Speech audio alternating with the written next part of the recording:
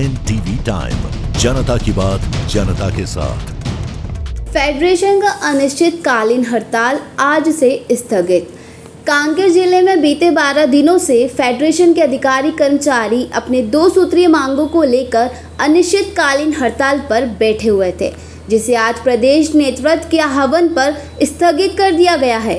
कर्मचारियों की हड़ताल पर जाने से प्रशासनिक कार्य ठप हो गए थे, जिसमें पूरे जिले में अफरा तफरी मच गई थी। अब हड़ताल खत्म होने से आम लोगों को राहत मिलेगी। कर्मचारियों के कार्यों पर लौटने से कार्यों में तेजी आएगी। इन तीनों मांगों को लेकर शासकीय कर्मचारियों की बनी सहमति।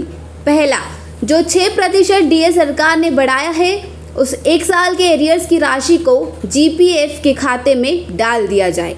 दूसरा, दिवाली के पूर्व जो शेष महंगाई भत्ता है, उसे दिवाली के पहले जारी किया जाए।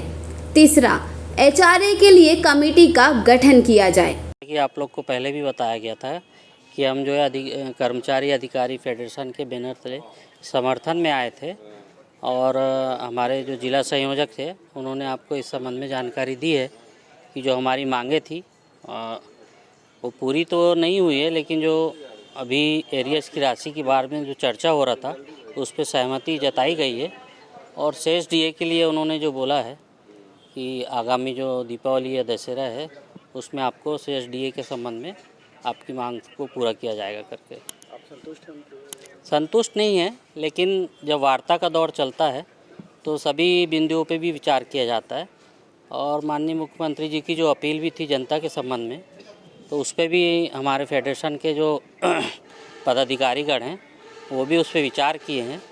और जो सरकार के जो प्रवक्ता हैं आदरणीय चौबे जी, उनके माध्यम से जो चर्चाएं चल रही थी उस पर हम लोगों ने भी फेडरेशन के माध्यम से सहमति दी है। आगे और आंदोलन करेंगे? भविष्य की बातें हैं, उसको भविष्य में ही रहने दीजिए। हमारा प्रयास था छत्तीसगढ़ कर्मचारी अधिकारी फेडरेशन के बैनर तले चल रहे हैं इस आंदोलन में सबसे पहले प्रयास था कि जो वार्ता सरकार और कर्मचारी अधिकारियों के बीच नहीं हो पा रही थी, जो अपनी स्थिति जनता की बात जनता के आज वो साथ। गतिरोध समाप्त हुआ।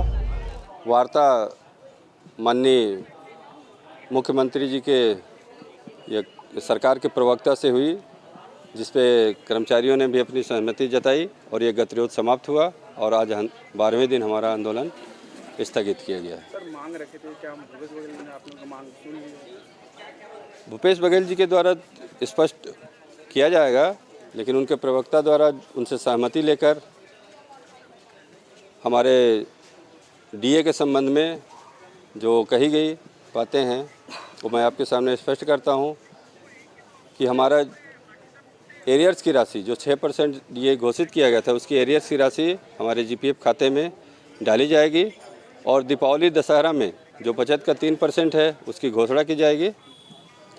और दूसरी जो प्रमुख मांग थी हमारे एचआरए की, उस पर एक कमेटी का गठन किया गया है जो खर्चे और अन्य बातों का आकलन कर सरकार को सूचित करेगी और सरकार उस पर कार्रवाई करेगी।